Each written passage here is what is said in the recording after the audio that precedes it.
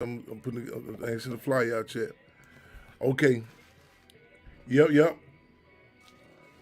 Here's up, eyes open, the fist clench, y'all. Y'all bear with us or come with us. Tell people on Instagram. Okay. Heads up. Heads up, eyes open, the fist clench, y'all. Just in case the word get out Instagram that I ain't on Instagram yet. Tell them don't trip. I need my phone to send a flyer to a couple of people. But we are coming to you live and direct. Blog Talk, Intellectual Radio, StreamYard, and you name it. Weekly program on the Black Panther Party Cubs in the spirit of making history, taking history, and taping history. Live and direct, y'all. Y'all bear with me, or bear, as we say, not bear with us, cub with us for a minute. I'm trying to just get this apple, this is a fresh apple hat. I ain't, you know what I'm saying? They ain't got the right hookup to it yet. You know, they ain't got that cub look to it, so I'm kind of working on that. But meantime, between time, again, we honored and humbled to be here. I'm gonna dip out and once I send this flyer out, so the flyer get done. So people like wonder where the flyer at, and I want to go down and get my coffee, so I'm gonna be charged up. I'm on cloud million right now. Phenomenal moves today. You know, a lot of historical moves. I'm gonna talk about them in a minute. What we have to do, what we're talking about here, as you'll see on the flyer. Want to recommend y'all check out the podcast, Proximity Podcast. I think it's one of the first proximity for those who are not familiar. This actually, the piece that you've seen at the Hampton House, with the work that we're doing, present day Rainbow Coalition, and some other dynamics, in an ongoing relationship. Ryan Coogler, Zinzi, Seb, and this, the production company, and this is, I think, I'm not sure, this is maybe the initial podcast, and this is a podcast with Ryan Coogler, phenomenal producer, my nephew, before I go there, you know what I'm saying, phenomenal brother, is interviewing another phenomenal brother, Charles King. Macro. This Macro is also, if you're not familiar, in addition to Warner Brothers, it was Macro also with the production of Judas and Black Messiah. Speaking of which, Judas and Black Messiah has just been released on Tubi, and that's free. And somebody, a brother called me. They said, "Man, I'm watching the movie." I said, "Yeah, that's good because it's like it's up in your household now, you know, so you can duck." Like, you know, the reality is, as a sister said to me, an airline stewardess had commented to me before. She said she was scared to watch it. She was scared to watch Judas and Black Messiah, and no slight. She said, I said, "Have you watched BMF?" She said, "Yeah, yes, of course." And that's, you know, and this, I mean, and again, this is no slight because I mean, that's a phenomenal piece too. BMF, as you know, Snowfall, which is a phenomenal piece. But whether it be in movies, whether it be in reality, the discussion of struggle, just putting things in political context, is not an easy pill to swallow. You know what I'm saying? And it's a conversation that a lot of us don't want to talk about, not want to relate to. But the reality is, everything is political. But I think this is even with this on being on Tubi released inside the household, it kind of gives a more of a safety net, if you will, to have the conversation. And what I mean by that is, I'm drawing some other correlations too, like this event, this breakfast with brothers I was at this morning. It has a monthly event they do. Caleb Muhammad, phenomenal brother, who we go back. I was coming to him earlier when they were, even though it was on the west side, Mars 2B, and this is the event of the Sisters Restaurant. I'm gonna get on the Sisters Restaurant. I'll give you the name of that. 1 second, flyer is ready. Yep, right on.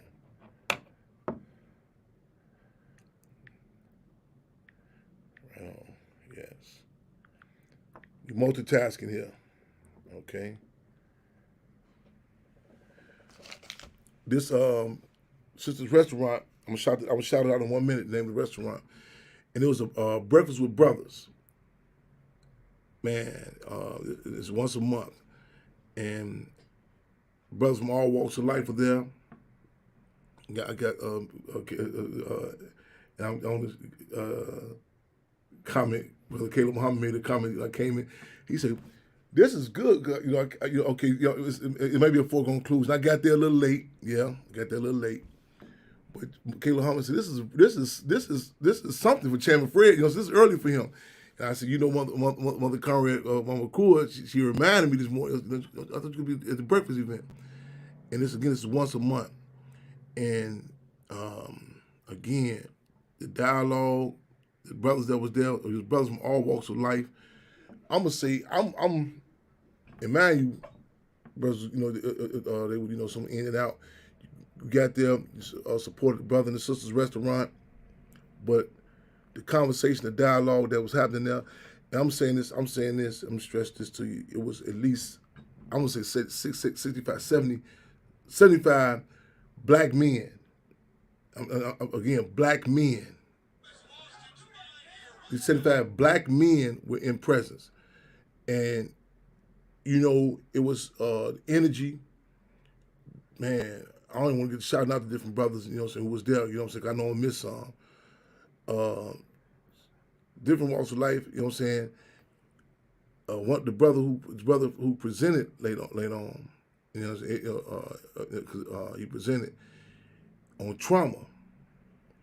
And it was tied into, like fellowship, tied into the meal, the breakfast, so on and so forth, It wasn't this formal. In fact, even the dress code, it wasn't this formal thing, but it was a needed energy, the discussion, the dialogue that happened, the questions, the comments, cats from the streets, cats from, the universities. It was different, again, different brothers, And it wasn't this, I mentioned on occasion before, like with the society that we come from, what Sheikh Anta Diop talks about, where we can work in a matriarchal society where we can work in harmony with nature. The gender contradictions. And when we say the word contradiction, it's not necessarily antagonistic. In other words, men and women. As opposed to the society that we're subjected to, the one comes at the expense of another. So it wasn't, again, black men wasn't a black woman bashing event. Forces was there. It wasn't a pissing contest on egos and who was who, so on and so forth. Different dialogue, input. And the discussion on trauma was phenomenal, we're gonna go into that too. But I want to recommend, I'm gonna text this flyer out to a few people. I want to recommend y'all make sure y'all hear this podcast, this interview with Ryan Coogler and Charles King. And the date is May 10th, y'all. Let me send this to everybody right now. I'm just want to come right, give us a station break in a minute. Give me a speech or some something from Judas and Black Messiah if you can, because we're talking about the proximity interview. Also on the flyer, you're gonna have the Carl Nelson show, which I was just on, and the field marshal was on there also, but prior to a doctor, I can't remember the sister's name. I can't see it on the flyer. Let's talk about the jail conditions in Baltimore. Malcolm X said prison is a microcosm of the outside community. And you start seeing the correlations of the conditions that, again, like last 2-3 weeks, we were talking about Deputy Field Marshal going to come on and talk about some of the horrid conditions in Cook County Jail. And I really want to, touch on it today. Matter of fact, as opposed to the break, I'm going to get them to tag team to tell us about the conditions in Cook County Jail. I ain't on my Instagram, not going to be on. If you can't put your Instagram on, comrade, so I really wanted to get it fresh when he got out, when he's released. I want to get it right there, how, Because the deal is a couple of things. A lot of times, like even with trauma. In fact, the brother, I'm gonna get the brother on the show one day. He was talking about trauma, like even how children that the cortex, this part of the brain is not developed yet. He's talking about the different dynamics of how you thinking, giving a scientific analysis as opposed to I'm tough. I don't supposed to acknowledge this, so on and so forth. And we even talked about that, and I talked about I brought in like even even we talk about, you talking about, expressing emotions, so on and so forth. And I was saying, I think it's, imperative that when we talk about any discussion, we're talking about religion, when we're talking about, music, food, we're talking about, mental health, it's imperative that we, because I told when you call them conversations, and there are certain consistencies with humanity, you know what I'm saying? Even some animals, like you can say, well, animals do this, so. But again, it's imperative that we don't get caught up. We always never negate the race question. And also the class contradiction also. Saying it to say that, like, even discussion about, like they were saying, men with crime. Matter of fact, you know what? Bear with me. We're going to talk about the Carl Nelson show. We're going to talk about the proximity interview. We're going to be talking about what's happening Saturday. We got a pre-Mother's Day food giveaway. You got the Hampton House. You got the Justice for Nicholas Lee. You got campaign. You got the Black Panther Party Cubs going to be out there. Also, May 13th, Saturday. That date should mean something to y'all.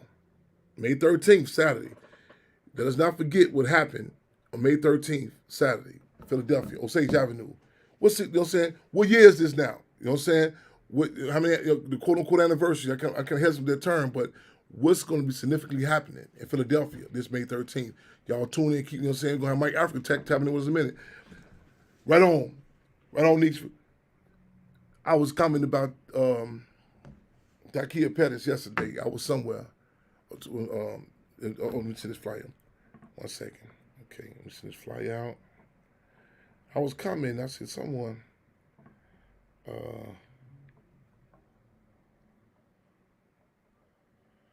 said,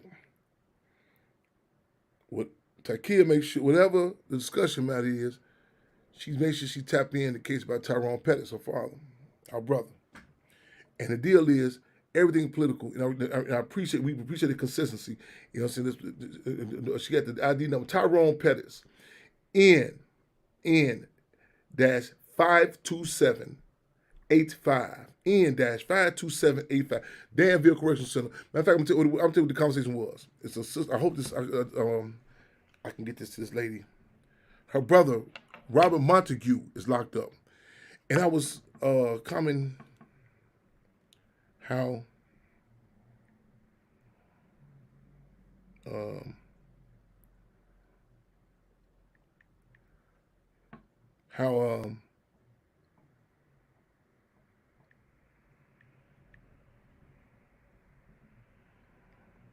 okay, we're gonna get this out too.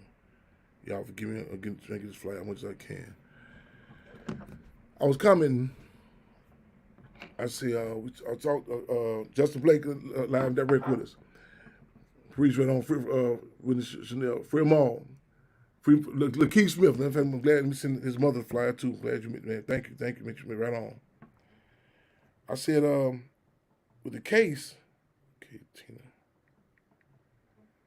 It's gonna get to the time with these things being automated drive.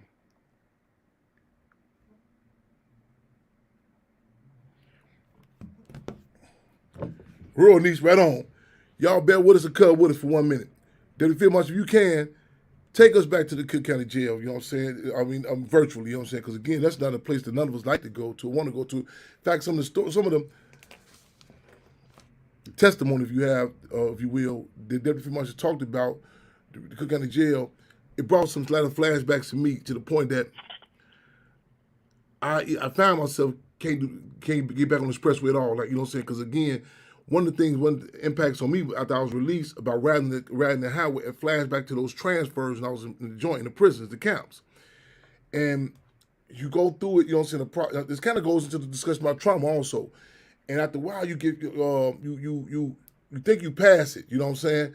But just some of those discussions, it put me back in that space. And we're going to be talking about that too, though. But I'm going to go down and get this coffee, and y'all make sure y'all put the word out. Patty, we talking about May 13th. We talking about the food giveaway this Saturday. We're going to be a number of spots, location. I know 64th, glasses on. I can't see. It's right off Ashland, 63rd and Ashland. I'm getting, that's we one of the spots. We're gonna be at the senior citizen home too. So we're gonna tag team touchdown. with the Justice for Nicholas Lee campaign. You know, so we got a couple spots we got to hit. But in the meantime, between time, y'all, free my mother come right in the building. Right on. Justin Blake in the building. Blake Muslim, you supposed to have the attorney call in too. I'm running out and get my coffee. Deputy Field Marshal, tag team with us if you can, man. Take us there, but don't take us too close there, because it's in God, regards what's happening in the conditions in the infamous Cook County Jail. We live on the record, Freedom on Radio, y'all. Let me know. I'm throwing the Instagram on for 1 minute. I'm at, you know what I'm saying? You there, comrade? Free them all. Okay, well, okay. Can you there with us? I want you take us. I mean, for those who are outside the Chicago area, 26 in California. You said something in regards to like the other day. Like it's old. Some of the sayings you hear. People you hear 3 hots in the cot, and that's prison, just jail jargon. You'll send prison legal. Like, you know, you guaranteed you get this, you will get 3 hot meals, and you know what I'm saying. And you said something like that's not the case anymore. You know what I'm saying? If you can, while I run get this coffee, take us there. Just even with that, with the rations. I'm not even gonna call it the food, but the rations. Why did you make it a point that they can't even say 3 hots in the cot anymore?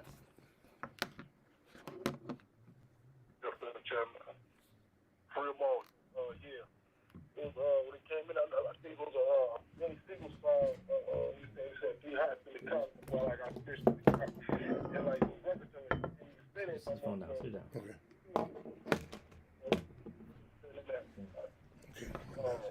2012, so I back in there for the last time, and then like certain stuff. This is the living right now is more intense.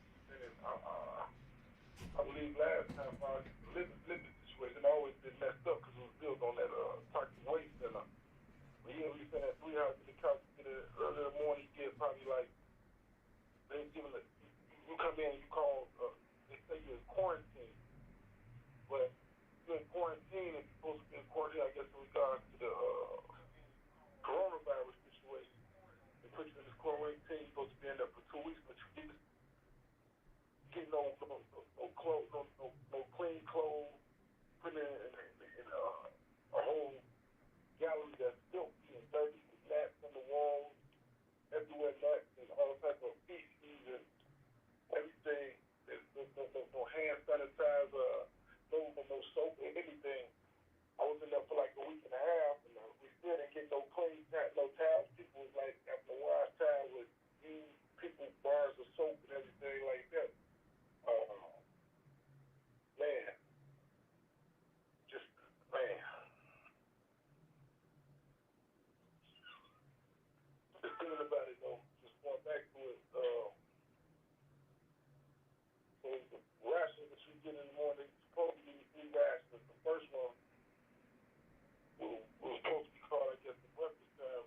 You get like 3 or 4 slices of bread, 1 pack of jelly, and a pack of peanut butter, and like was considered to be a gram pack of Kool-Aid. It actually said 1 gram of the Kool-Aid that you supposed to, I guess, make in the bag that they put the rations in, the food that they was giving you in.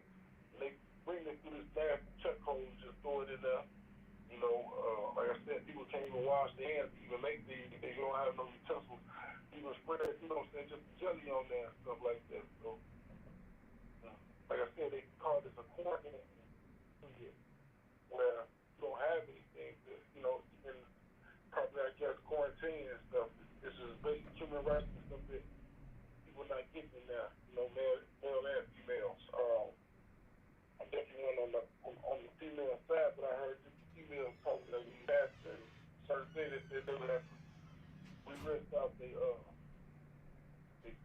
sanitary napkins, you know, that we use, you know. The women was going through their life, they had to keep those things in the Swing City, California. Still to this day. Like I said, still people have no change of clothes,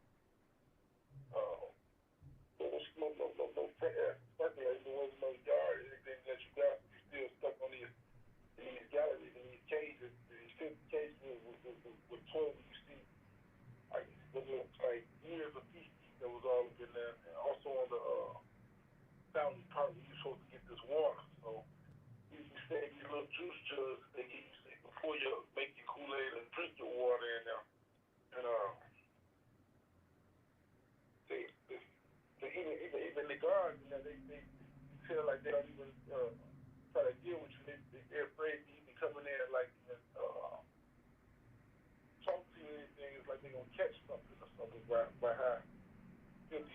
in there. Yeah. Just, man, it's gonna, the smell, the feet, just, man, even going in there, a couple of days being in there, I was in there, even when I was waking up, my head was dizzy, and then trying to, I don't know where it come from, or whatever, get some conditions, man. People, like I said, just was living, coming straight off the streets, probably being out at work or whatever, not taking no shower areas not clean. It's never been clean. Nobody coming in with nothing to power wash or sterilize nothing. The tables that the things they bring your food on, you can tell that they was dirty. It's hard to even call that food because it looks worse than stuff that, you'll probably feed a dog or something like that. It's actually a place where they keep the animals right down the street. I've been there before, and it was messing me up because I saw how they kept the animals over there, the dogs and stuff over there. It was way cleaner than the cells and the galleries that they had us on and humans and stuff in there. And it's crazy because this is a place where they say you innocent before they're saying that you're innocent before proven guilty. But then, yeah, I can imagine that like serious cases and stuff have to sit there. They'll force certain people to either, cop out for charges they probably didn't do just to get in a better living condition than what they was already in. So you gotta take that into consideration too. I mean, like I said, when you go on there, they got 3 phones on there. Only 1.5 of the phones work. One probably working, the other here sometimes work, the other one don't work at all. And they said if you don't like it, they got these things called grievances and stuff to fill out. So they got a bunch of grievances. There's no pen to write the grievances on there. Was one pen downloaded. They actually came on the day. People tried to write these different things and stuff. Not even nothing to read on them. Sitting there like this, man, just watching one TV that you can put them here. And it depends on what people want to play. I mean, it's funny too in the TV on there. I mean, one black station BET, the sound didn't even work on that one. So you have to, force to watch nothing else but sports and things like that. Try to pass your time. But yeah, also one time I example right now, when we was in there, when I was in the cold, it was colder, like in the 30s. So there's no blankets or anything like that. You get like a half a sheet and a half a blanket. No, you know what I'm saying? And the thing is black that you land on steel. I mean, I know this is, I guess, jail or whatever. It's not supposed to be no vacation or nothing, but it's still certain constitutional rights that people have. Like I said, like these people haven't been found that they're guilty yet. You still fighting cases, and in Chicago, quicker as pigs is in Chicago. A lot of those people pretty sure is innocent. They don't believe, don't belong in there in the first place. Man. Yeah, it's just. Any comments of people want to call in? Their thoughts about county jail. Where's the fly at? Some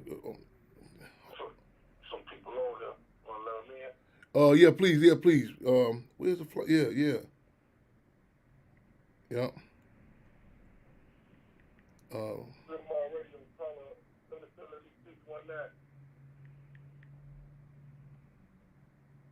Welcome to Fremont Radio. Hello. Welcome to Fremont Radio. Yeah, welcome to Fremont Radio. Yes, caller. Yeah, everybody hear me? Yeah, we hear you loud and clear. Okay. I'll make sure.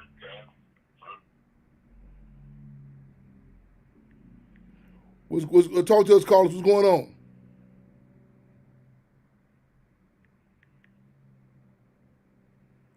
The caller still online? Hello? Yeah.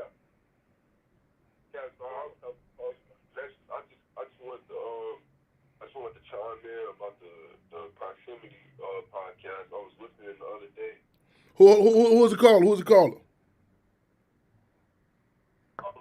It's Jordan. Okay, free them all. Free them all. I'm telling you, hello, free them all, man. Right on. I think it's okay. Free them all. Welcome. Give us a little background who you is first. You got know a little something about Judas and the Black Messiah. I mean, I think it's important that you let us know who you are calling in. Just saying, what's happening here, my brother. Give us the background who the call is, if you can, please. So my name is Jordan. I'm a SAG actor, and one of the biggest movies, the biggest projects I've been a part of has been Judas and the Black Messiah. And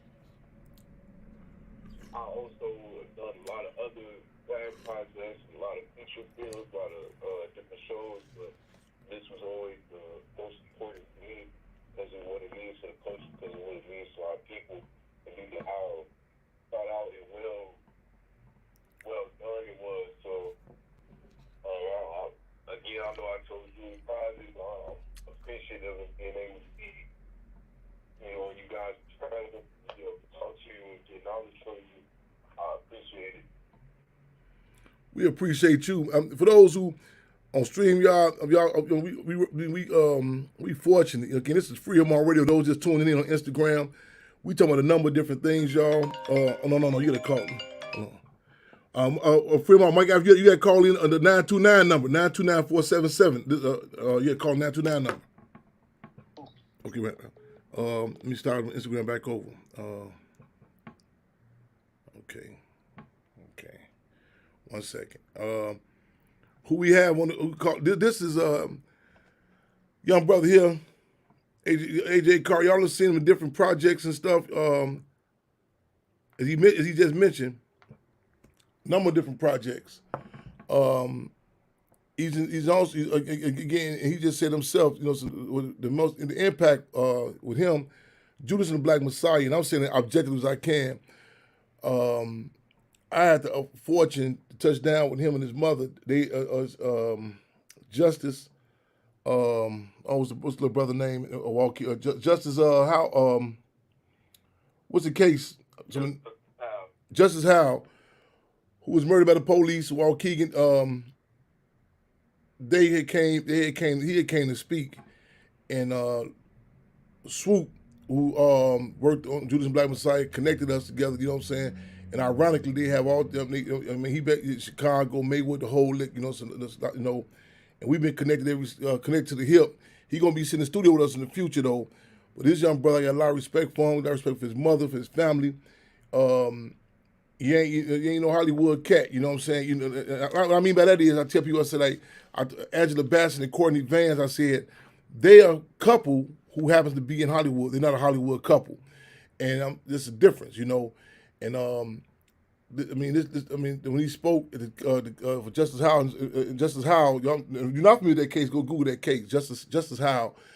And this brother annually goes there. You know what I'm saying? We're gonna have him. I'm working on something too. I ain't let the cat out the bag. I want to get like a little thing with me, him, BC Young, Flying, a couple more cats, do like something really, to target the youngsters. You know what I'm saying? Some conversation, dialogue. But I got a lot of respect for him. So that's what we have on the line with us right now, y'all. You know what I'm saying? In fact, he was on the flyer last week, and he gonna be popping in and out with us. You know what I'm saying? Whenever he want to, once we can get him. But he said something to me when his brother Ant, his young brother's on post with me, and Ant lineage is directly, you know what I'm saying? Lineage that, you know what I'm saying, like directly from in Ghana, and brother Johnny had commented. That stuck out with him when he seen his young brother on my security, you know what I'm saying? And I try to listen to different, and on a podcast, Ryan Coogler had talked about when he met me, you know what I'm saying? And people notice things like that, you know what I'm saying? And I talked to another, oh man, that's my fault. Who's that people posting this to? That's who I posting this flyer to. My fault, forgive me. Miller. Yeah. Let me know if y'all can still hear me on Instagram. And a young brother today, he's 19, and I talked to him, and he talked about the impact. He see me organizing, so on and so forth. And you never know who watching, so on and so forth. So that impacts. Got a question. One of the comrades said, "Would that please say your name again? How you doing? Good to hear you. Hope to see you August 30th." Yeah, Mother Conrad. That's You have you met young brother Johnny yet? No, you haven't met him yet. My mother Conrad, the cool and says I love the green. She's on Facebook Live. We on Facebook. We on Instagram. We on StreamYard. What were you heard the interview proximity, and so what were some of your thoughts? And I'm gonna tell you some of my thoughts, about the interview. And again, y'all make sure y'all, it's a podcast. Listen to it. Again, it's Ryan Coogler interviewing Charles King. Phenomenal. It takes us back, kind of the making of Judas and Black Messiah. And I think it's important too, because a lot of times you see the movie, the end product, you like, this just came together, But they talk about the dynamics of it. And I learned, even just hearing Charles King, stuff he making mention, like, how taking notes, you know what I'm saying? And in the spirit of steel sharpening steel, and men and women sharpening men and women, like, it's stuff you like, jotting stuff down. And it was very informative about, about the movie industry and life in general, you know what I'm saying? Different, and not, you know what I'm saying? And sometimes we can read stuff and hear stuff, but it's not really, we got to use, like, we got to take what we can and make it applicable to our people. But to have people, it's not no racist, it's a realist statement, you know what I'm saying? We told don't mention don't even, like, it's like, don't even mention that you black, whatever, and to have that up front, you know what I'm saying, unapologetically, you know what I'm saying, acknowledging the contradictions and the extra stuff that comes with it, who we are, and you know what I'm saying, whether it be in the music industry, whether it be in the educational field, wherever it is, that dynamic, you know what I'm saying, how to grapple with it. But go ahead, Johnny. Go ahead. So tag team with us. So what was your thoughts? Some points that came to mind when hearing the podcast. It was really important for me to hear, because I had before hearing Charles B. King talk about his journey forming and founding that group, and his transition, from one state he was in, financially, one position he was in at one point, and going into something greater than that, and still having the importance of making sure that our stories that are being told are authentic and true to the history and true to us. It was a lot, and including that part about trying to things that was trying to pick up now too, since listening to it. It was a lot of things he touched on that I feel like more of us need to hear. So thank you for sharing it with me. I'm glad you shared it with everybody else on the radio. I feel like a lot of us need to hear that. Even if you haven't seen a movie or, or too specific with back for the company, I think just hearing Ryan Coogler too talk about everything they're talking about in this podcast.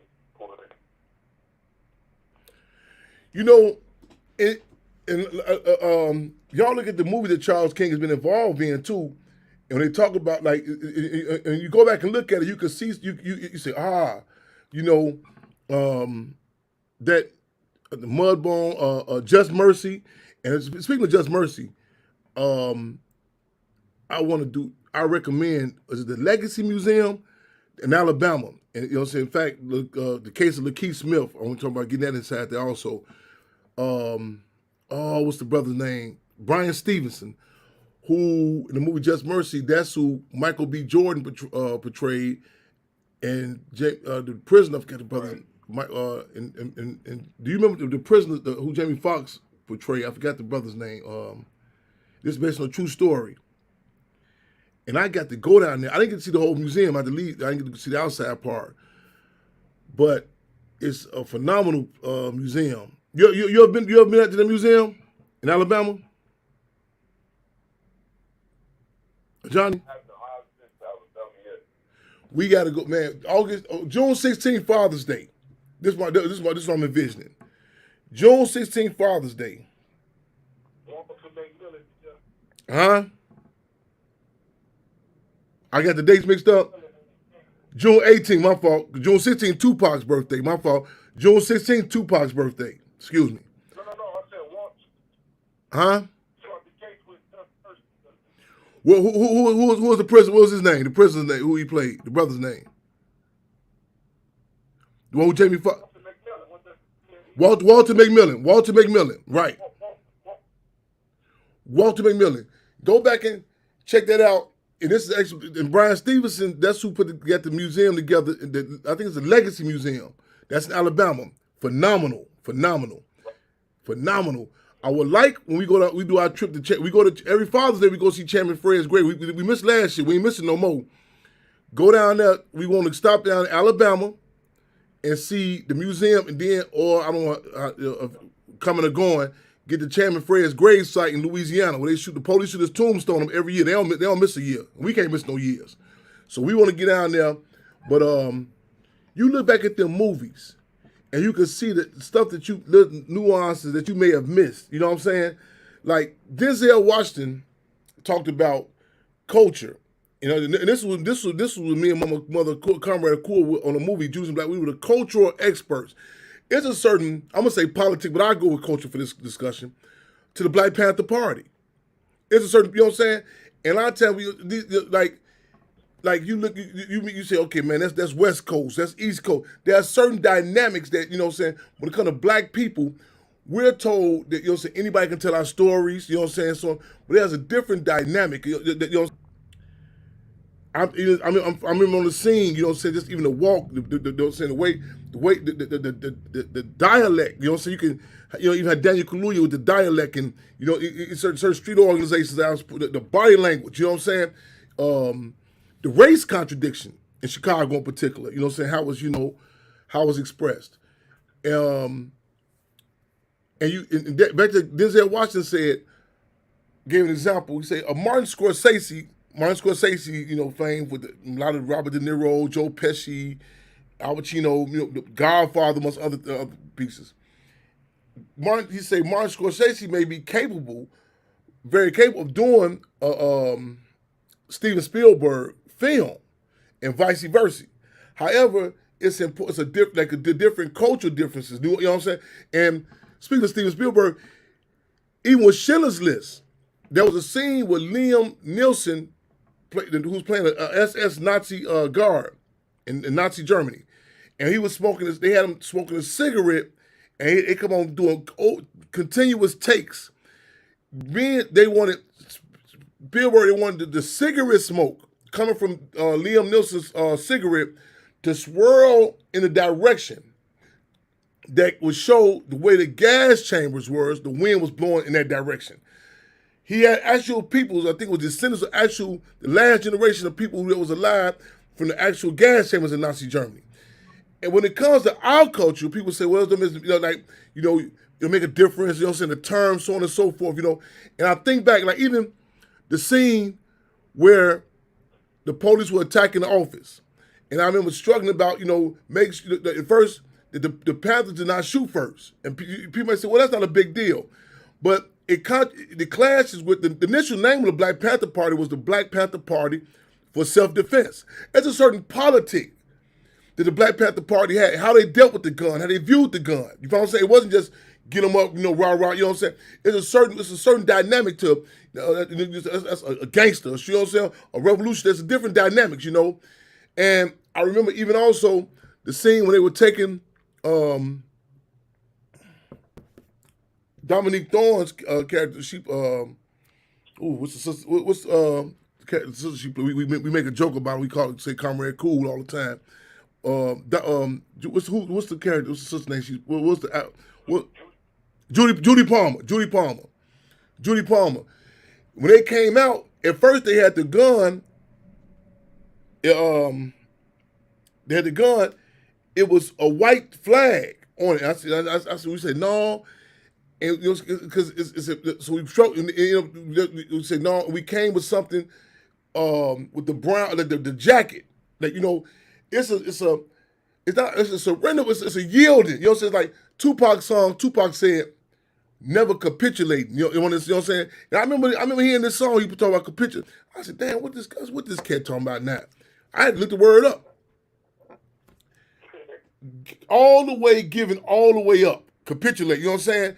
And you like, you know, that you giving all, you giving up. And then people say, what's the big? You know what I'm saying? Like it's like it's the terms are important. Your mother call you. You know, so you might, you can play the games. You know, she say, you listening, and you say, oh, I hear you. Oh, you be, oh. Now some mothers like can't grasp. You know what I'm saying? But the mother, mother can pick a hold. No, I said you listen what I said. You know what I'm saying? And you can put, and like, you might just say, like when some basketball player, he had to check his daughter, his mother, her grandmother called, and she said, what? Now you could, technically you can say, well, she said, what, the body language, the tone of respect, you know what I'm saying? In certain cultures, there's no problem. It's just, you know what I'm saying? So all this is important when we tell our stories.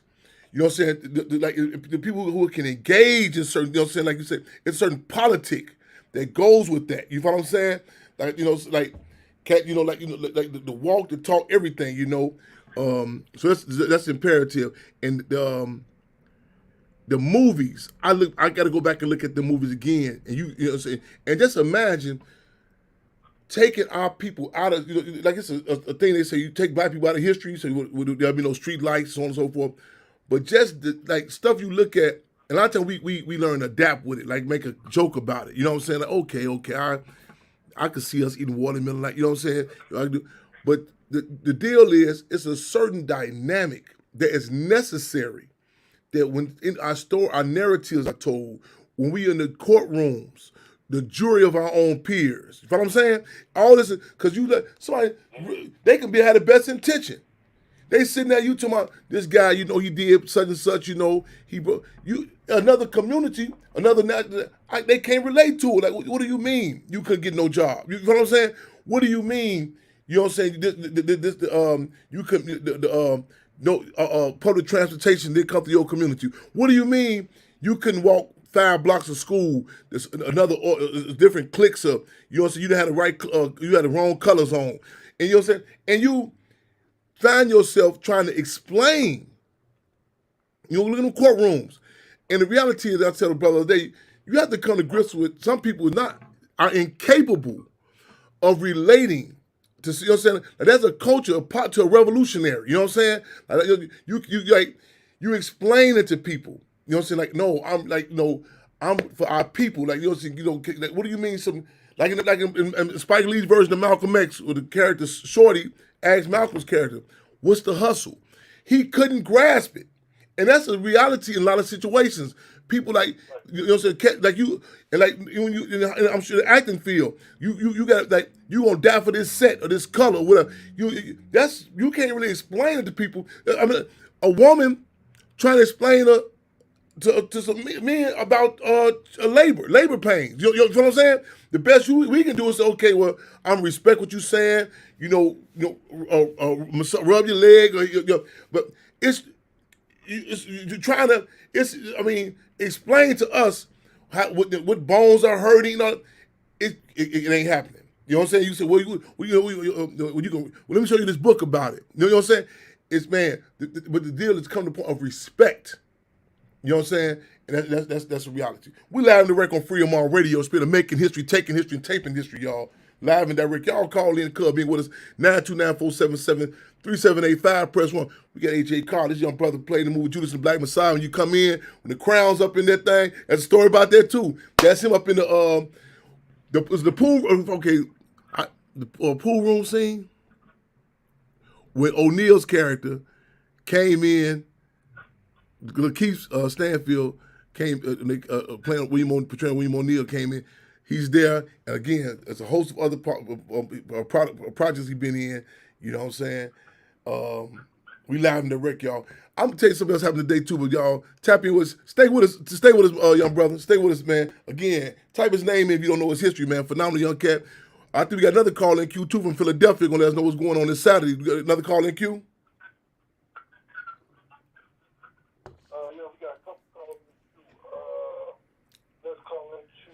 Look at this here. Speaking of Judas and Black Messiah. Good evening, my sister. Free of all of you, my sister. Lisa Joy Powell. You know what I'm saying? Live and direct, who's on the scene, who portrayed Spurgeon Jake Winter's mother, who's been online with us a few times. Love and respect. We got AJ Carr in the building with us, on the phone with us. And it's like a casting call. You know what I'm saying? Need to see you again. We miss you since August 30th. Come on back. We're going to do something. This Chairman Fred's 75th birthday coming up, y'all. Got the chairman of Young Lords, Paul Morales, in the building, y'all. Free them all. Who got another call in queue? Young Lords going to be in the building, y'all, August 30th. You had another call in queue? Call in queue, call in queue, 758, 758, call in queue. Hello? Caller, 758. Press 1. Press 1 so we can hear you, caller.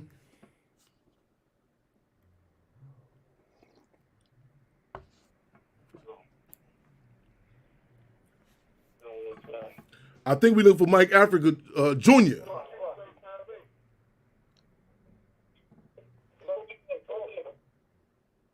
Call in queue?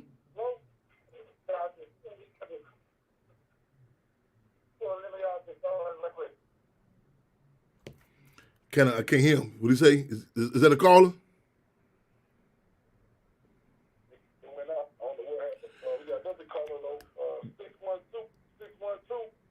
Call and press 1, please.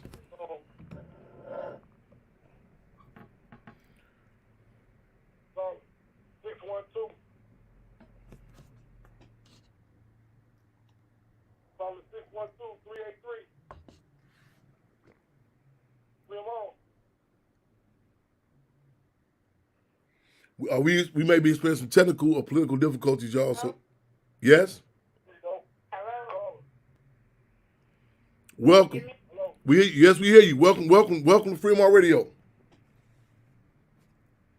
Thank you. I'm calling because I work at a place called Freedom Home Academy, and I was told that Fred, you used to teach political classes there. Well, you say you work there? Or you go there? Yeah, I'm a current employee. And Baba Marcus told me you used to teach there. Well, first of all, welcome to Freedom Radio. Welcome for calling. Yes, indeed. What year was, man? Yes, indeed. It's still now y'all on set. Where y'all at now? Y'all on 80s. Where's it located now? Because I was at the Freedom. For those not familiar, Freedom Home Academy. Chairman Fred Hampton Jr. Yes, I did, and it's something you mentioned that because I'm thinking back. We was on 113th. Maybe the previous building. Where's the school at now? Now, Freedom Home Academy. Hello. It's near 95th and Stony Island. 95th and Stony Island. Was it on 70-something Stony Island before? Right on Stony Island before? Was it? It was always on 95th. Yes. Okay, so it was on before the 70. Okay, it was right on 74th, I believe, and before that on 113th. That's when I was there, and I can't get a year right now, the year, but I know one thing: some of the youth troops, the students. When I seen them recently, it really, oh man, Isaiah youth troop, Uncle Ben, Mujahid, Lauren. I'm talking about. Do they come back up there? And, you see, all of them was youngsters when I taught. All of them was youngsters. How old? Those names I mentioned. Have you seen any of them? Those. That's when I was at Freedom Home Academy. They was, how old were they then? I can't remember. You got me dating myself. I tell you how old. You got me. I'm going back in time, thinking how old I am. But to answer your question, yes. In fact, I'm gonna post this picture up with all the Freedom Home Academy. I wonder what they came years back. I'm seeing it right now. The students came out to August 30th. The Chairman Fred. No, it had to be Nicole International Revolutionary Day because they had their coats on. Matter of fact, we got to get a reunion with them youngsters. Yes, indeed. And the expo. You call us out of memory, but answer your question. Yes. So how did you hear about Freedom Radio?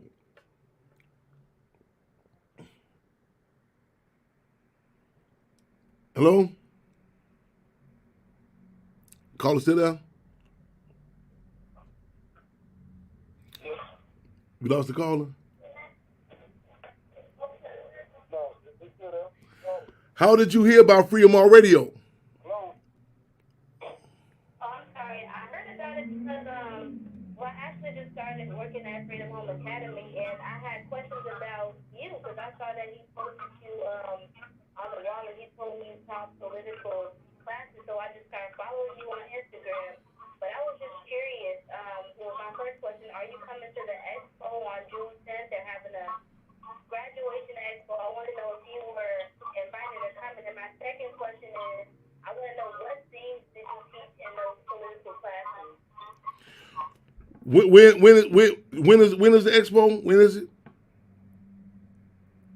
When did you say expo was? The expo is going to be on June 10th, and the location is the same. I'm going to double check the address just to let you know, but it's going to be June 10th, and I'm curious, since, knowing your father, what things did you teach the children as far as political science goes? Okay, I'm glad you asked that right on. I want to officially invite you also, and whatever students you have, to invite y'all to come on out August 30th. August 30th. As a matter of fact, we need to make a field trip. Come on out to the Hampton House one day. You know what I'm saying? I need to, man, them students they come on to the Hampton House, make a field trip, and we on a trip to Chairman Fred's grave for Father's Day. That's a number of things. Let me say this one more thing before I get on. Shout out to the brother yesterday on 74th, I think, South Chicago, who son they got shot. I think his name was Daniel Muhammad. No, excuse me, his son almost got shot. He had deflected the bullet, jumped in front of the bullet. This yesterday in Chicago. You know what I'm saying? That should be across the news media. You know what I'm saying? And you told me, man, shout out to this brother.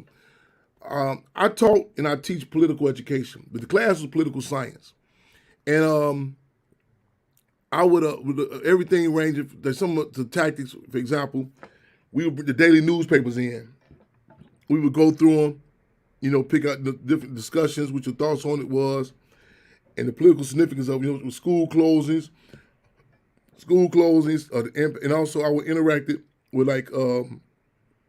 take the youth outside to go see what's going on in our community, the politics from what sort of merchants was in our community, how they dealt with us. We would take them. I would take, in fact, a lot of youngsters who engaged in later on with the music. We taught the politics of music, and we would take them out to this brother Ish had a studio, and I'll take them out on the studio, and they would do political songs. You know what I'm saying? In fact, the youth troops. That's the Black Panther Party. I'm the chairman of the Black Panther Party Cubs, and tie theory and practice. You know what I'm saying? And even and balanced everything out. And I would invite. I'm thinking about Lauren's grandmother. She would come in and sit. And she was a former teacher herself too, but I forget what school she taught in. To come in and intertwine. To the Black Panther Party, wedding or marrying, theory and practice. You know what I'm saying? So common discussions. What was going on for everything from matter of fact, the Freedom on Radio. We had them call in on that. You know what I'm saying? To call in. What's their thoughts on different subject matters? I'm recalling the situation too. It, you know what I'm saying? When there was some issues with, there's one little young brother. He was something else. I forgot this young brother's name. And I remember saying, let me talk to you. I need to see you in my office. And this is one of the famous stories about, me there. And we had to have a discussion. And he got up, he thought he was going to walk out to the hallway. And other two said, no.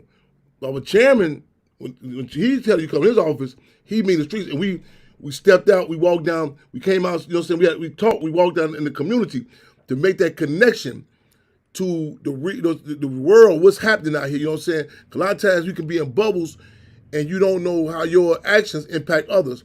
We talked about such philosophical terms as dialectical materialism, which amongst other things, it shows how your actions impact others and vice versa. You know what I'm saying? A lot of times children in particular can be subjective, where I can, in my own world, I can, my actions will impact others, so on and so forth.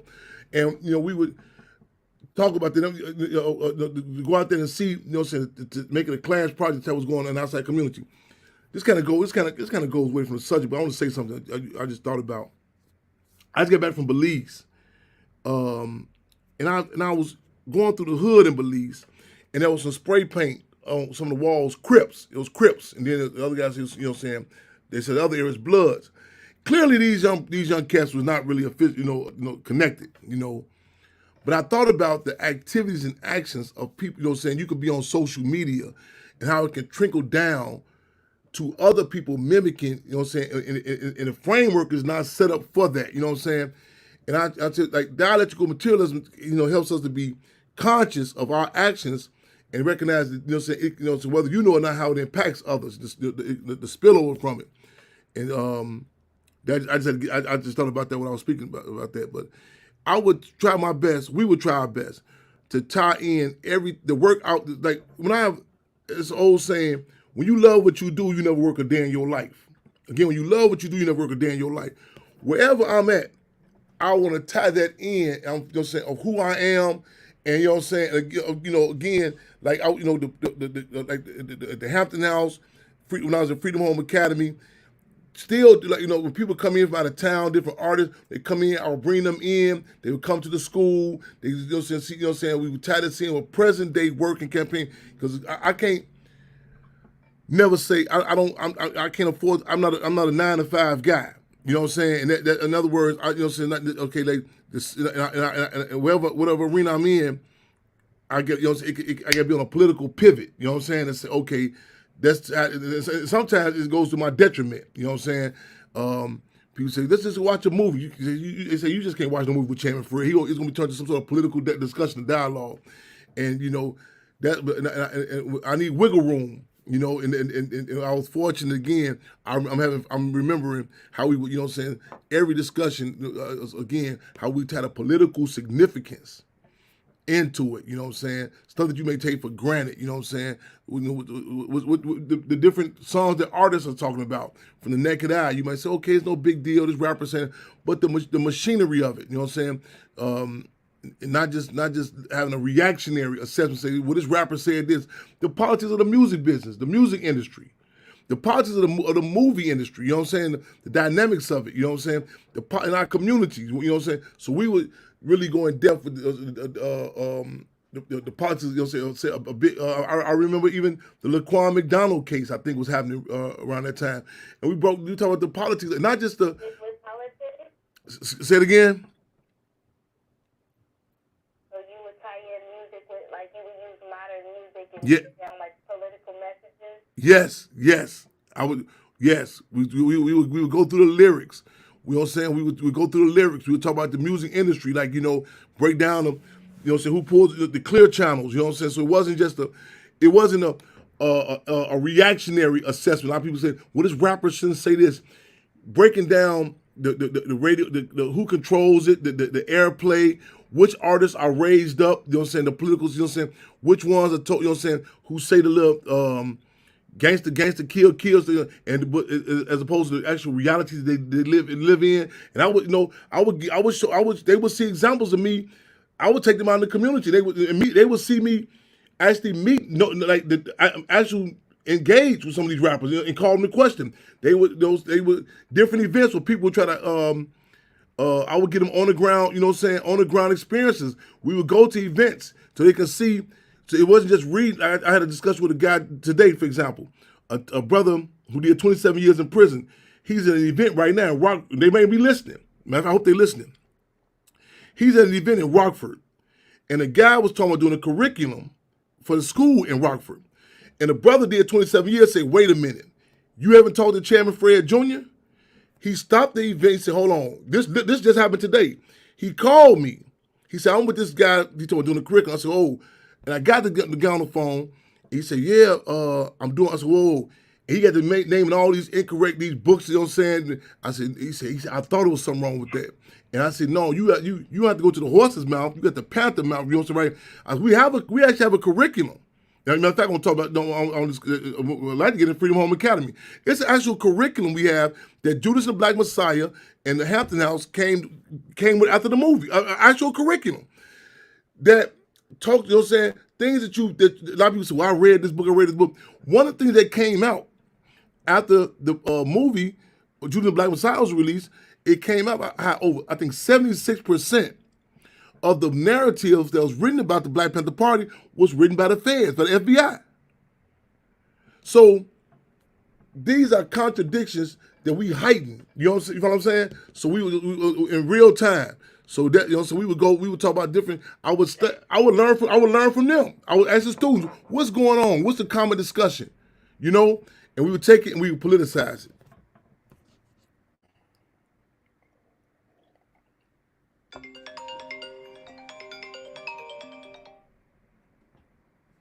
You there, Carlin? Let me know if y'all can still hear me on Instagram. Yes, thank you. Thank you. Thank you so much. Can I just ask one more question? Please, please, please, yeah, please. Okay, so I have not yet seen Judas and the Black Messiah. What? Wait a minute. Wait, whoa, whoa, whoa, whoa, whoa, whoa. Whoa, whoa, whoa, whoa, whoa, whoa, whoa, whoa. Wait a minute. We must have a bad connection. What happened? Can you hear me? No, I hope I'm gonna try to. Wait a minute. Let me check I must have a bad connection. You have not seen. I want to ask. Huh? I have not yet seen it. I'm aware. I know exactly what happened to Fred Hampton, and this actually ties into my next question. He was systematically targeted for being a revolutionary, speaking truth, and just being somebody with a lot of influence. So my question to you as a descendant is somebody else, because these programs still exist in different ways, and I mean, that happened prior to 2000, so the technology and surveillance methods that they use have become more sophisticated.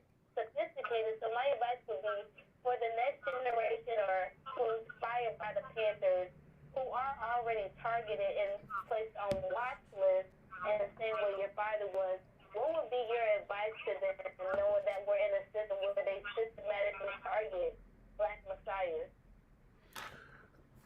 Rhetorical question. Have you ever heard of the Black Panther Party Cubs? No. Have you ever heard of the Hampton House? Yes. Do you know any of the work that I presently do now? I don't. There was an event in Costa Rica 4 days ago. And on the panel, Brother Shaka King, who director Judas Black Messiah, and Daryl Britt, who played Deputy Minister of Defense, Illinois chapter Bobby Rush in the movie Judas and Black Messiah. An individual who stood in the audience. This is Costa Rica. He said, "I know Fred Jr. I know Fred Jr. He said, I've been on the radio with him.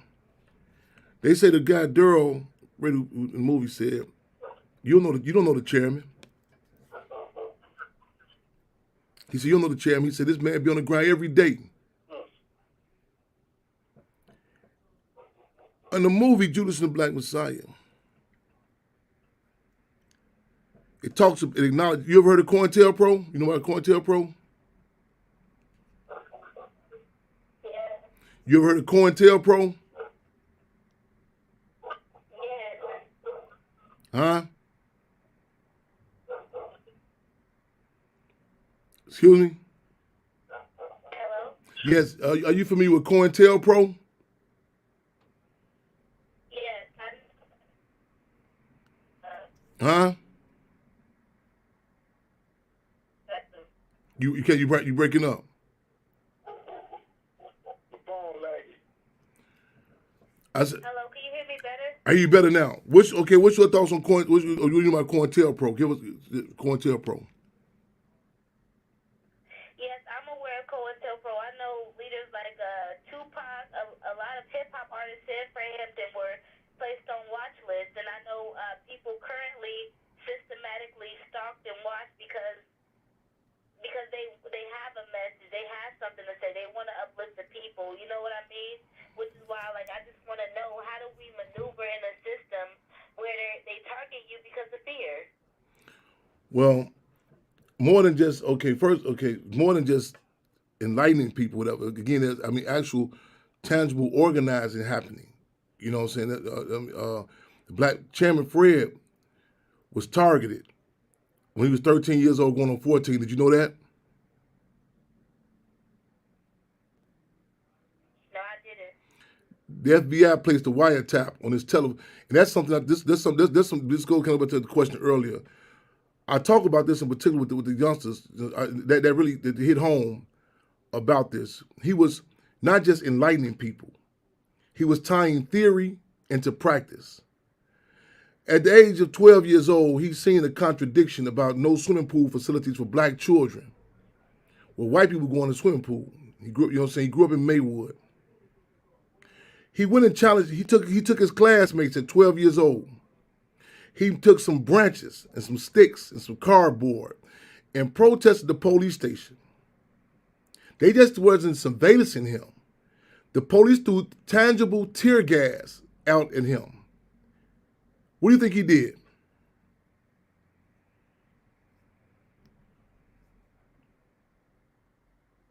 Hello? Caller? Hello? He took, I mean, let me emphasize this. He picked up a live tear gas canister and threw it back in the police station.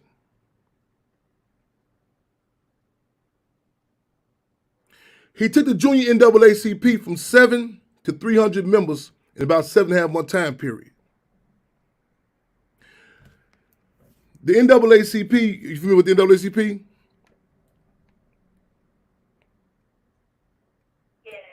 They had a convention in Grand Rapids, Michigan. The youth division of the NAACP was called to come to Grand Rapids, Michigan. Again, he's about 13, 14. When he got there, the plan was, the NAACP, the position was, the youth were just to be there, and they actually wasn't going to have any voting power. They was going to be there as a presence, just to show face. When he had organized the youth that they were going to vote, the NAACP locked the doors, locked tangible doors that they couldn't get in. He gained entry. 14 years old. They changed the rules for him not to be, technically, to be leadership of the junior, because again, a lot of times in organizations and institutions, they have a person that can be a coach or a baller, but it's just for face value. He presented a problem. They changed the rules because he was actually organizing. At the age of 19, when he's deputy chairman, he graduated from Proviso East in 1966. Do you know that? No. That's the same year the Black Panther Party was formed, was birthed.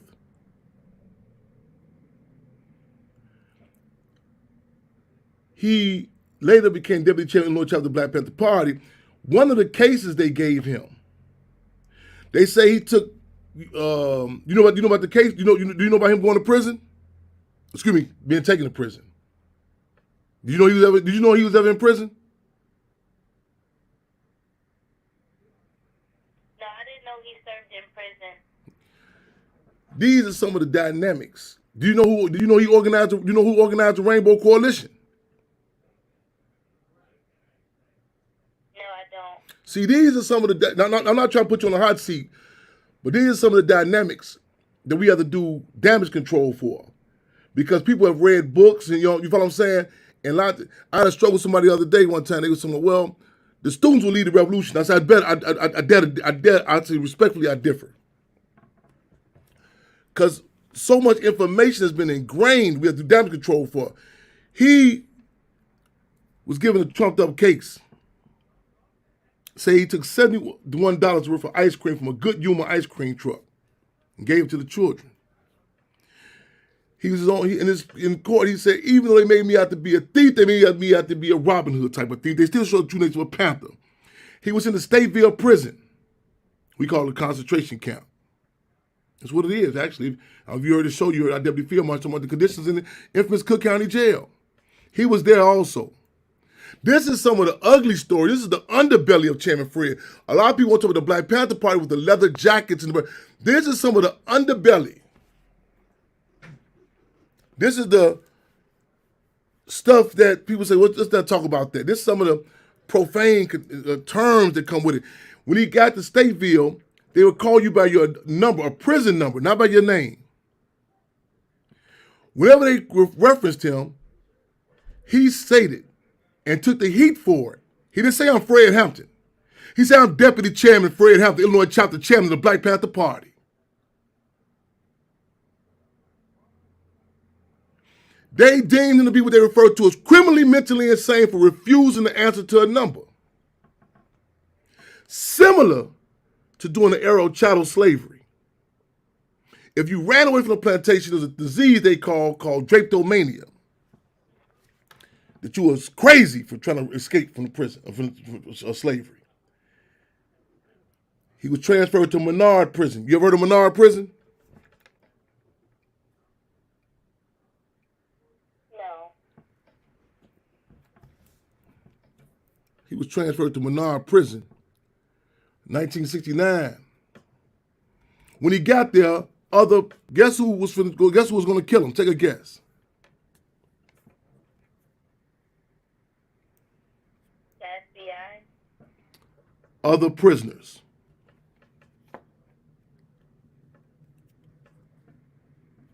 See how politics goes a little deeper than just white and black, and they were prisoners working for the administration.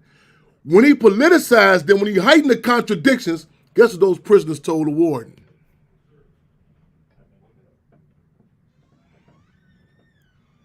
They said, we on Chairman Fred's security. Anything happen to him, we holding you accountable for. This is what the prisoners themselves told me when I was in Menard in 1999. In Menard Prison, they have my picture and his picture in the gun tower right now today. If you get caught with a picture of either one out in prison, you get 6 months added to your sentence. They don't want you to know about it. And you're saying we have an opportunity. Can y'all still hear me on Instagram? Let me know if y'all still hear me on Instagram. Let me know if y'all still hear me. He was released or unleashed, as we say, from Menard, August 13th, 1969, on appeal bond. Earlier today, the teacher in Rockford was telling me about the books he read, and he knew about Fred Hampton. And I say, did you know that William O'Neill was not his security? He said, I did know that. I said, you look in the movie, you think it's coincidence? There's no scene. Oh, you can't hear. Oh, they can't hear me. Damn. 1 second.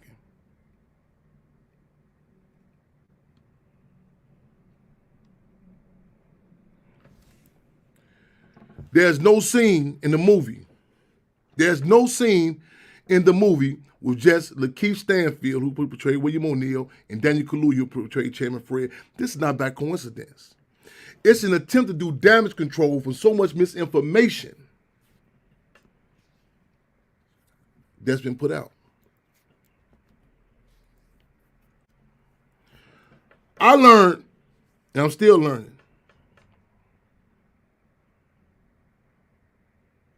Do you know what Chairman? Do you know where he was assassinated? Again, not to put you on the hot seat. I'm just trying to get a feel on it. Do you know where he was assassinated at, and who was assassinated with him? Yes. Which was help him tag team with me. Which was where at? Where was it at?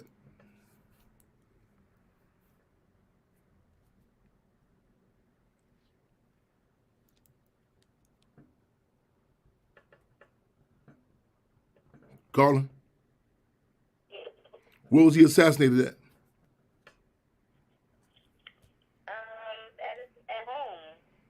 Where at? Hear me out. I don't know.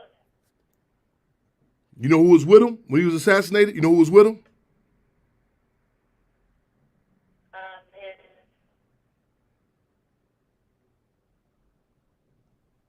His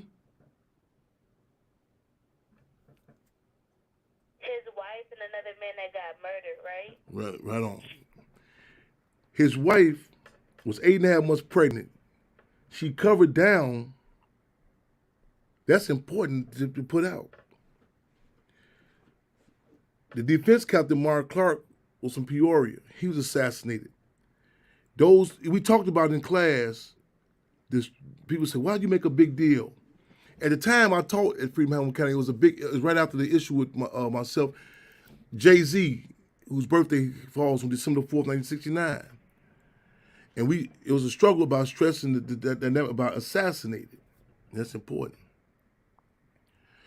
The FBI, via the Chicago Police Department, had cut off all the lights on the west side of Chicago. Poor YMCA sent children out of town on a winter retreat. This is something that present-day State's Attorney, Cook County State's Attorney Kim Foxx, in her resignation speech last week, I believe it was. I recommend you go listen to it also. She talked about how the infamous Cook County, and many people, you know what I'm saying, many individuals are trying to tie her legacy in Chicago to the case with Justice Smollett, to an actor. And face of the history of Cook County State's Attorney, where one of the most blatant examples of the lengths that every apparatus, I mean, this was a combination. In fact, it was that one of the police was actually CIA. That's how big this went. That's how big this took it out of this local. You know what I'm saying? They came in Illinois Bell phone trucks. We do a field trip. You know what I'm saying? I'm throwing this out there to you. On Father's Day, he's buried in Haynesville, Louisiana. The police shoot his tombstone up every year, right now to this day.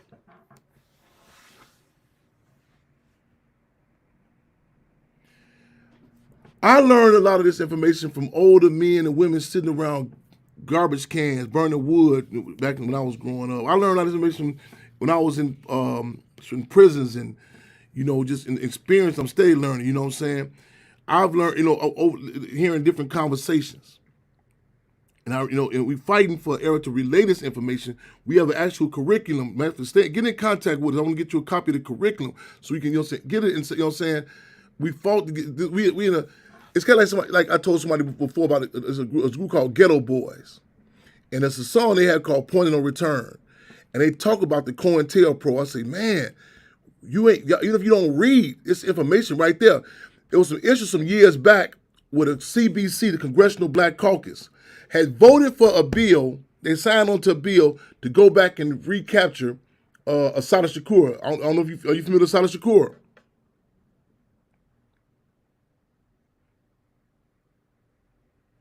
Of course. No.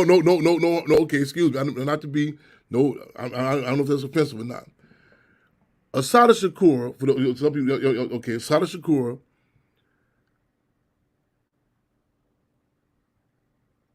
Now, okay, bear with me. Don't get it. Are you familiar with Joanne Chesimard? No, I'm not. Okay. The Congress had got the CBC to vote for this bill to go back and take, but guess how they done it? They said in Cuba to go take, they say for Joanne Chesimard.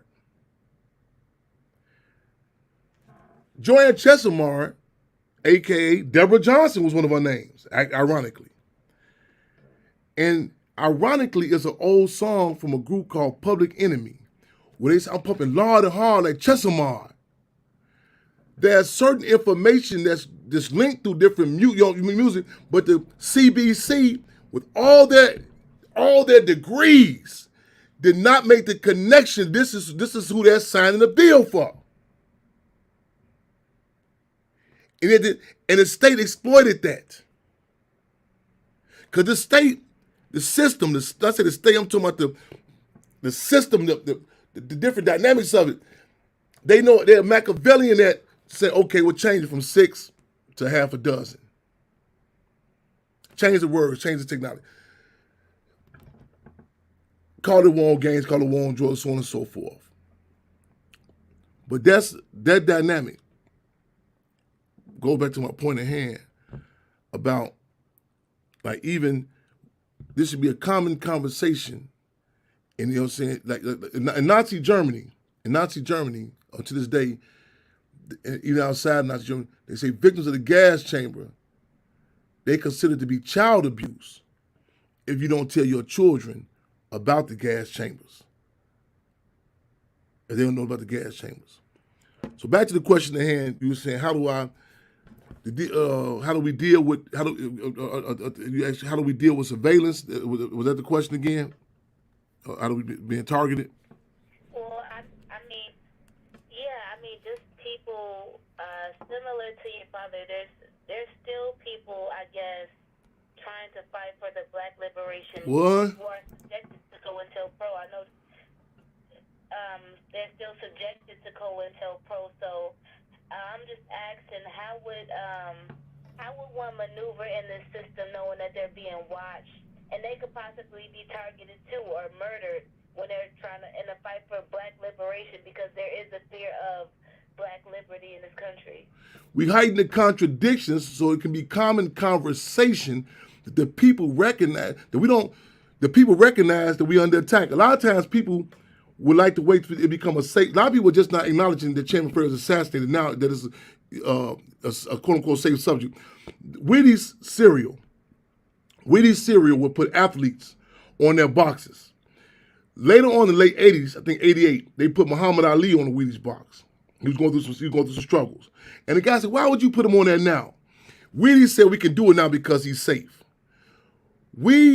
The Black Panther Party Cubs, one thing about us, we serve hot meals and we serve hot politics.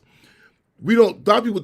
So while it's right now when it's going down, that people recognize who's doing work, who's being targeted, not to wait for somebody to come back and cool it off and write a book about it and read about it, to recognize as soon as we see it, like even if it's under the auspices of a rap war or a gang war, to be quick on our feet or to pivot, recognizing the politics of terms, the politics of attacks, you know what I'm saying, political prisoners, not putting it in context of everyday life. You know what I'm saying? Again, not just read in theory and practice. And it's like, just even acknowledging it is a leap. You know what I'm saying? It's an old saying that knowing is half the battle. That defends freedom fighters. So people say, "Oh, I just can't believe the whole thing with Pac." You know what I'm saying? I reckon he was as a child being targeted. You know what I'm saying? It's Mumia Abu Jamal, FBI found 14 years old. Chairman Fred, 13 years old, going to 14. So a lot of people have a block in their brain. They don't believe that we even worthy of being targeted. They don't believe that we're worthy of being assassinated. They have to wait till some white people come out and put it in an unauthorized book. And they say, what? Did you know that such and such happened? Well, as opposed to be able to pick up on it quick through the door. Right there, you'll say, that helps defend. That it's just a security. It's like a garlic. The politics while we moving and grooving. They say it doesn't put fear that we can't stop us from organizing. But we take into account we use terms like a person was kidnapped, not locked up. They have a ransom, not their bond.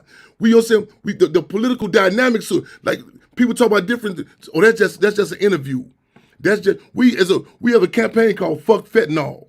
We refer to fentanyl as chemical biological warfare. We refer to the music as propaganda bombs.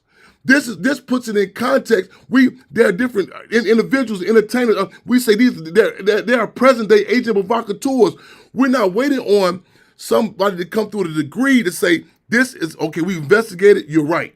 We have the African Anti-Terrorism Bill that designates May 13th, 1985, when the government dropped the bomb on Move as a day of terrorism. December the 4th, two of our twin towers, quote unquote, failed. We have Chairman Fred Hampton Jr. when other organizations refused to acknowledge was as a political prisoner. When I was on a circuit, those were concentration camps. There were assassination attempts made on my life. 1998 in Stateville, we call it Deathville. A guard by the name of Voight, Voight, shot at me through the gun tower. A Mexicano prisoner pushed me out the way, got the buckshots in his collarbone. We recognize as an assassination attempt. They have sent agent provocateurs at me. Amongst me, our organization has been infiltrated. Yesterday marks the 10th year after, are you familiar with Malcolm Shabazz, the grandson of Malcolm X? He's assassinated 10 years ago. We put it in real time. In real time. Hides the contradictions. So when it's going down, people can relate to it, say, oh wait, even if it's down the road, they can they come back and say, you know what, Chairman, you said this, you said this. Different dynamics. And in reality, a lot of people not ready for it. We can't hold up to wait for people's sanctions. So you right, we did a study that wasn't COINTELPRO. We call it NowIntelPro. What's going on right? So that's our initial. Our best security is the people. Everything political, the music, the terms they use, so on and so forth. Freedom on, sis. I just spoke about Malcolm Shabazz, Nikki Jackson. Just tapped in with us.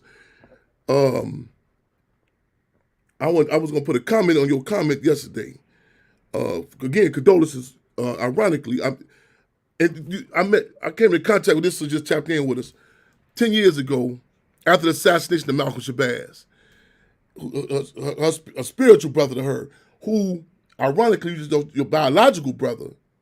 10 years later, you know what I'm saying, you just lost him. But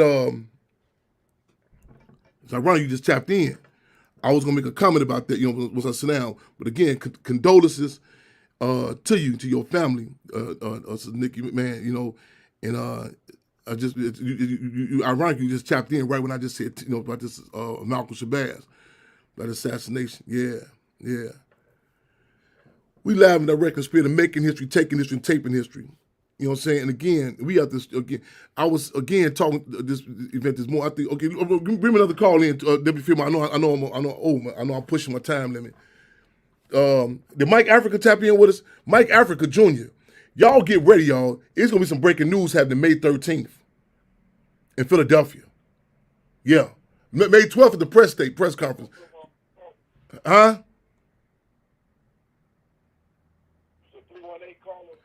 Bring the call in, and if we lost Mike Africa, I'm gonna tap in. I'm gonna see you soon, brother. We're gonna see you soon.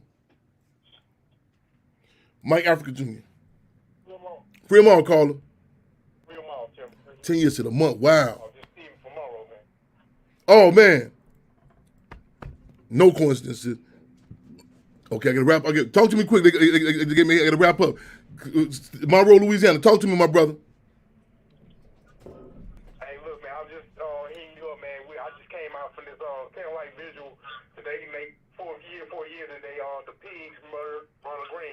Yes. Supporting the family. Yes. Since the last time I talked to you, another black man got killed in Shreveport Pigs, and another one got beat by the police in Shreveport. Wow. So they're acting crazy around here, man. Wow. Keep us posted, man. We gonna be down there on Father's Day, man. That's man. Give your Facebook information so people can keep us updated too, man. We love you, man. This brother, he down there with Chairman Fred. Chairman Fred is buried in Haynesville. He on the ground down there. Give us some Facebook information. I gotta tune out. They about to close. We have to close down. But keep us updated, brother. We love and appreciate you, man. Yeah, okay. What's your Facebook page so people can find you? Stephen W. The last name Linn. That's my Facebook page. So you're right, brother. We love you, man. We're gonna tap again. 10 years from Malcolm Shabazz, your brother, man. Cub and community condolences. Take us on out there to Field Marshal. Love and respect, y'all. Again, another episode of Freedom on Radio. This Saturday, we're gonna be on 64th right off Ashland with the free food give at the church over there. Go to Cassandra Greer's page. Go to my page, whatever. We got more detail. We're going to be on 41st and King Drive. We coming hard with this food. You know what I'm saying? Mike Africa, Philadelphia. I'm going to be like doing like octopus. Philadelphia, Chicago. We're going to be everywhere, y'all. Free them all. Long live Field Marshal George Jackson. Spirit of history, making history, taking history, taking history. What's the call? Free them all, y'all. Take us out, Deputy Field Marshal. Yes, sir. Free 'em all. Free them all.